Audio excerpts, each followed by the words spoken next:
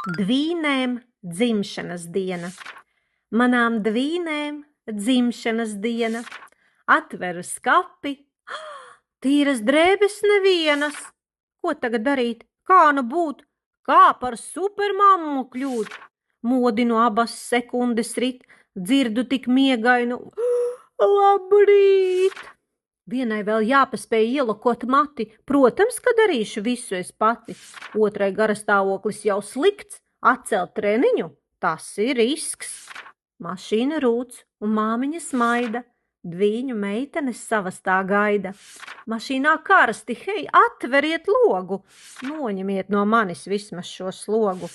Tad mīļi atvados, bučiņas dodu, konfekšu paciņas abām rodu.